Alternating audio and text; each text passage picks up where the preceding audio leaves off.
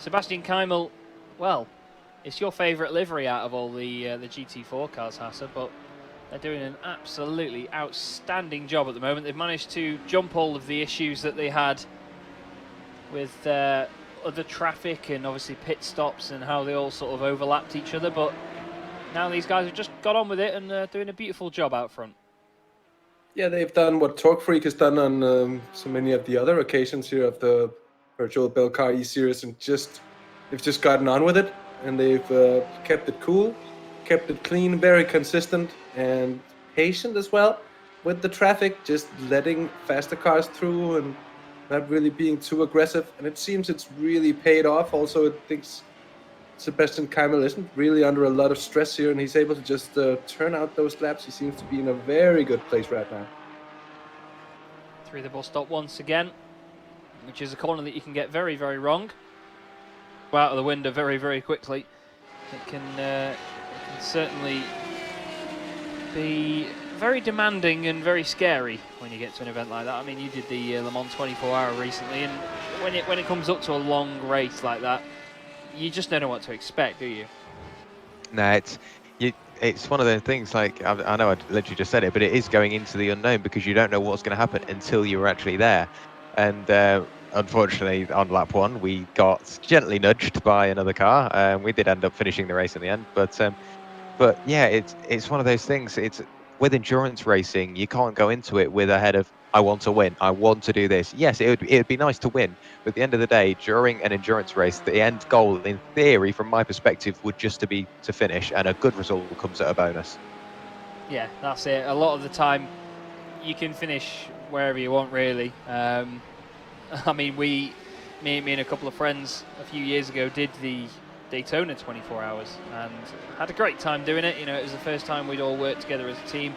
In doing so, we finished, and then we go on to the GT4 class. Sebastian Keijmel leading that at the moment for Flemish Simsports GT4. They have a 13-second gap, which has come down quite considerably over Tim Claeson's in the Torque Freak Racing GT4 by Carrot Car, who could wrap up the title at the end of today's race. Not like that, they can't flip in. Kind of have to be. Sebastian Keijmel, who we just saw on screen in the back of that battle a moment ago, doing an amazing job for Flemish Simsports GT4, and I think the overriding sort of consensus in the commentary box between all three of us will be that it'll be a very, very popular victory if they take this race win in their class, because we all love that livery and we know that they're a great team and a great bunch of guys as well, don't we, boys? We do, and I've got to say, though, if they win today, they will be the only other team in the GT4 class to win a race apart from Torque Freak Racing. But with still 2 hours to go and Torque Freak Racing only 10 seconds behind, there's a good little battle on the way. And I don't want to jinx anything, but at the moment, with the pace Torque Freak Racing have got, the final couple of hours for Flemish Simsports are going to be very, very busy. What do you think, Hasse? I was just about to say the very same thing, that the gap has come down to about 10 seconds, and that looks like it might just be heating up for the final hours of the race, and it's going to be a hot one here. Sebastian Keijmel has done a brilliant job, as has the rest of the team, for this race, and they've actually flown under the radar. We've given them a bit of attention for their beautiful paint job on that car, but in all fairness, they haven't really been involved in anything, and it shows on the car as well, it shows on their pace, and it shows on track position. So at the same time, we've got the two different Porsche classes, the GT4s and the GT3 Cups, both of them with the lead battle seemingly coming together here within the 2 hours, and I think that's going to be excellent to watch. Yeah, as it gets closer and closer, the race end now. We're into the final third of this one. Thank you everybody that has joined us so far. We hope you continue and stay with us until the end. Chaz Draycott here in the box with Hasse Roma and Jack Werrell doing a cracking job as always. The A-team, as we're known on Sim Racers World TV.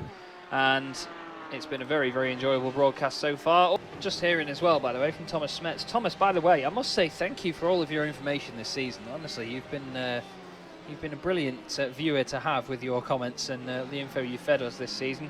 He said it would be nice if Flemish Simsports win the GT4 class. They lost the race yesterday in the Zolder Touring Cup just because Sebastian Keijmel had issues with his internet. So it would be very deserving if they could take that. Just want to go on board for a second. Look at the lighting in the sky around here. It's absolutely glorious. A sensational afternoon here at Daytona Beach. I wish I was saying that and I was actually there though, let me tell you.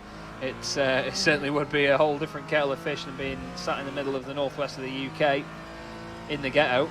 It's 8:15 in the evening on... everyone says Cheshire's beautiful, they're lying. No, most of it is. It's 8:15 in the evening in the sim, as you can see. And at the moment, it's 20 degrees air temp, 22 degrees track temp, so it's cooled down a lot. 50% humidity though, so as you'd expect from being at the beach, essentially, it's quite a humid one. Oh, and Red Ant's just had another issue here. So we have a new winner on the GT4 podium, someone we haven't seen win a race so far this season. It's the Flemish Simsports GT4 team win in their Porsche